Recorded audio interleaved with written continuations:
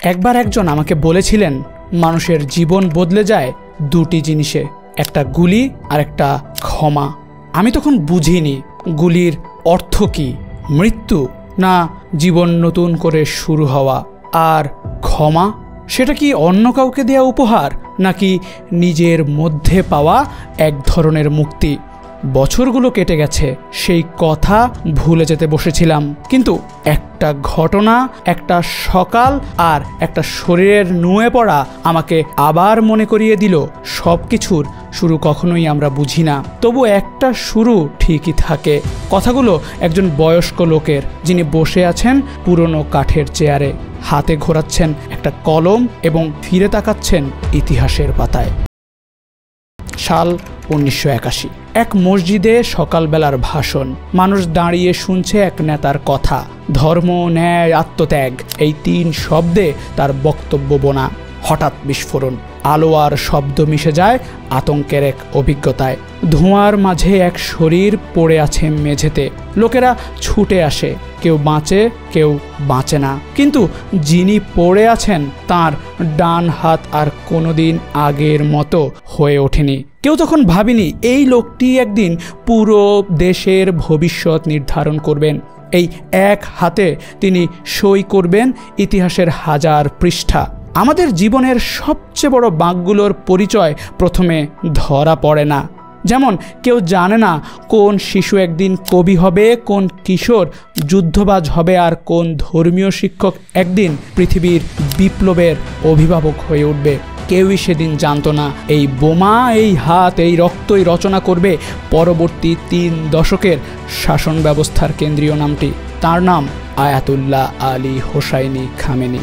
রাশিয়ার ডিক্টেটর পুতিনের চেয়েও বেশি সময় ধরে শাসন করেছেন মুসলিম বিশ্বের বড় একটি রাষ্ট্র ইরান। এখনকার ইসরায়েল ও আমেরিকা যেভাবে ইরানকে গ্রাস করার চিন্তা করছে, সেই ঘটনা এবং আরও 40 বছর আগের ইরানের ভেতরের ঘটে যাওয়া বিপ্লবের একটা গভীর মিল আছে। এমন একটা মিল যা দুটো ঘটনাকেই বিশালভাবে প্রভাবিত করার ক্ষমতা রেখে চলেছে বিগত 30 বছরেরও বেশি সময় ধরে। সেই কমন বিষয়টা হলো একজন মানুষ, আয়াতুল্লাহ আলী খামেনি। 1941 সাল ইরানে ক্ষমতায় আসেন মোহাম্মদ রেজা পাহলভি ব্রিটিশদের সহায়তায়। তার রাজত্ব শুরু হয় আধুনিকতার নামে, কিন্তু ধীরে ধীরে রূপ নেয় লৌহ শাসনে। সাভাক ইরানের গোপন পুলিশ, যা পশ্চিমাদের সহায়তায় গড়া আর প্রশিক্ষণপ্রাপ্ত মার্কিন সিআইএ ও ইসরায়েলি মোসাদের হাতে। তারা ছিল পাহলভির চোখ, কান এবং প্রয়োজন হলে খুনি। যে কেউ সরকারের সমালোচনা করলে নিখোঁজ হয়ে যেত। বলা হতো ইরানে বাতাসেও গোপনে নিঃশ্বাস নিত, কারণ দেয়ালেরও কান ছিল। 1941 সাল থেকে শুরু করে প্রায় 4 দশক ধরে ইরানের আকাশে উড়ে বেড়াতো পাহলভি রাজবংশের শাসনের গাঢ় ছায়া। শাহ মোহাম্মদ রেজা পাহলভি, যিনি আধুনিকায়নের নামে দেশটাকে পশ্চিমা সংস্কৃতির সঙ্গে মেলানোর চেষ্টা করতেন, কিন্তু সেই আধুনিকায়ন ছিল কেবল তার ও তার ঘনিষ্ঠ বৃত্তের ক্ষমতা ও সম্পদ রক্ষার জন্য। দেশের সাধারণ মানুষ, বিশেষ করে ধর্মপ্রাণ মুসলমানরা, তাদের জীবনের নানান নিয়মকানুন বদলে যাওয়া, সংস্কৃতি হারানোর ভয়ে অস্থির হয়ে উঠছিল। পুলিশ ও সিকিউরিটি বাহিনী শহর গ্রামে মানুষের উপর নজরদারি করত। যারা নিজেদের ধর্মীয় উৎসব পালন করত কিংবা সরকারের বিরুদ্ধে ক্ষোভ প্রকাশ করত, তাদের বিরুদ্ধে চলে গুলি, গ্রেফতার ও নির্যাতন। একই সময়ে ইরানে আলী খামেনি ছিলেন এক তরুণ ইসলামী পণ্ডিত। 1960 থেকে 70-এর দশকে খামেনি নিজেও সক্রিয়ভাবে শাহের নীতির বিরুদ্ধে ছিলেন। তিনি ধর্মীয় স্কুলে পড়াশোনা করেন। সেখানে রাজনৈতিক সচেতনতা ও ইসলামী মতবাদ তার চিন্তাধারাকে প্রভাবিত করে। পাহলভি শাসনের অবিচার, জনগণের প্রতি শাসকগণের নিষ্ঠুরতা তাঁর হৃদয়ে এক গভীর বেদনা তৈরি করেছিল। তবে তিনি জানতেন সরাসরি হিংসাত্মক সংঘর্ষ করলেই বিপদ বাড়বে। তাই তিনি বেছে নিলেন অন্য একটা পথ। ধীরে ধীরে কিন্তু নিশ্চিতভাবে মানুষের মনে পরিবর্তন আনা। খামেনি ছোট ছোট মসজিদে গিয়ে বক্তৃতা দিতেন, যেখানে গড়ে উঠত ধর্মীয় আলোচনা ও বিপ্লবের চিন্তা। এই গোপন কৌশল অল্প অল্প করে মানুষের মনের ভিতরে জাগিয়ে তোলে আশা ও আত্মবিশ্বাস, যা বিপ্লবের বীজ বুনতে শুরু করেছিল। 1979 সালে আয়াতুল্লাহ রুহুল্লাহ খোমেনি ফ্রান্স থেকে ইরানে ফিরে আসেন। তার আগমন ছিল ইরানের রাজনৈতিক ইতিহাসের এক মোড়ের সূচনা। 1989 সালেই ঘটে ইসলামী বিপ্লব। পাহলবী রাজবংশকে রাজত্ব থেকে সরানো হয় এবং আয়াতুল্লাহ খোমেনির নেতৃত্বে ইরানে ইসলামী প্রজাতন্ত্র প্রতিষ্ঠিত হয়। এই বিপ্লবের পর আলী খামেনি বিভিন্ন গুরুত্বপূর্ণ পদে দায়িত্ব পালন করেন: প্রতিরক্ষা উপমন্ত্রী, বিপ্লবী গার্ডের প্রধান এবং পরবর্তীতে প্রেসিডেন্ট।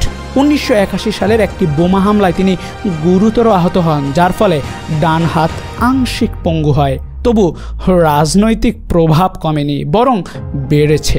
1989 সালে ইরানের সুপ্রিম লিডার আয়াতুল্লাহ খোমেনির মৃত্যুর পর ধর্মীয় ও রাজনৈতিক কর্তৃত্বের মাধ্যমে আলী খামেনি হন ইরানের সর্বোচ্চ নেতা। তার নেতৃত্বে ইরান রাজনৈতিক, সামরিক ও সামাজিক নানা চ্যালেঞ্জের মুখোমুখি হয়।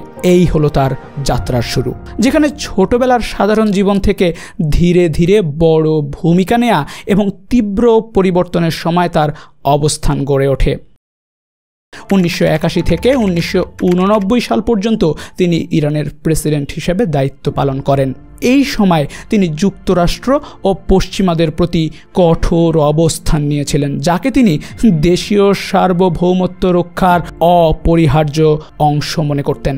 বিশেষ করে আমেরিকার বিরুদ্ধে তার রুখে দাঁড়ানো, জ্বালানি রপ্তানিতে নিয়ন্ত্রণ এবং বিপ্লবী গার্ডের ক্ষমতা বৃদ্ধি ইরানের রাজনৈতিক মানচিত্রে গভীর প্রভাব ফেলেছিল। যদিও তার ধর্মীয় শিক্ষাগত যোগ্যতা খোমেনির তুলনায় কম ছিল, তবে রাজনৈতিক ও সামরিক ক্ষেত্রের অভিজ্ঞতা তাকে শক্তিশালী নেতা হিসেবে প্রতিষ্ঠিত করেছিল। মধ্যপ্রাচ্যের রাজনৈতিক ও ধর্মীয় ইতিহাসের এক নাম আয়াতুল্লাহ আলী খামেনি। তার নেতৃত্ব নিয়ে যত প্রশ্ন আছে, তার মধ্যে সবচেয়ে বড় একটি হলো, তিনি কি সত্যিই হজরত আলী রাদিয়াল্লাহের বংশধর? আমরা যদি প্রথম থেকেই বিষয়টা বুঝতে চাই, তাহলে শিয়া ইসলামকে একটু জানতে হবে।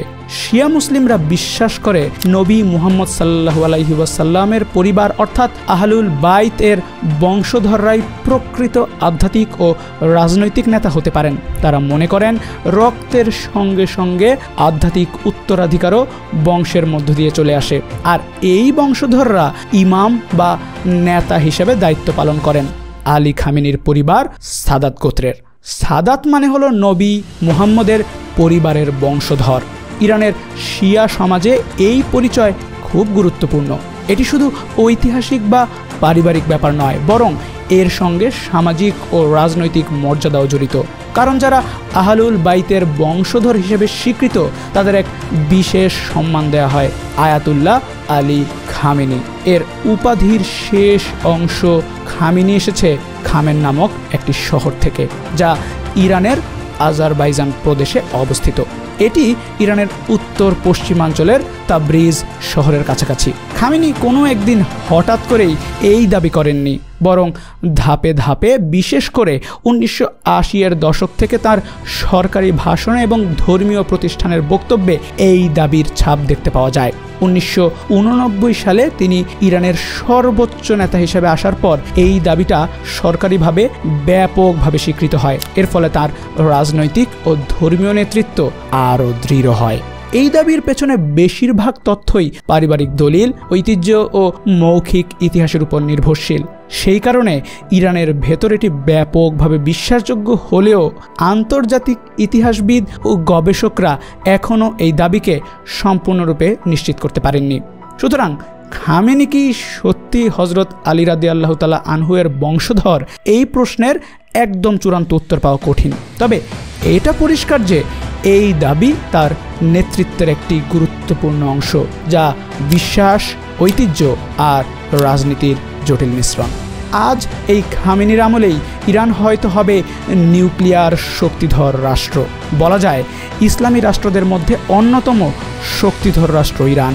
কিন্তু হয়তো আবার সাদ্দাম বা গাদ্দাফির মতো খামেনিকেও ইতিহাস থেকে সরিয়ে দেবে পশ্চিমারা। ইতিমধ্যেই রিভলিউশনারি গার্ডসদের কাছে ক্ষমতা হস্তান্তর করেছেন খামেনি। আশা করা যায় তার আদর্শের জন্য হলেও ইরানিরা ও মুসলিম বিশ্ব এক হয়ে লড়বে সব অশুভ শক্তিদের বিরুদ্ধে।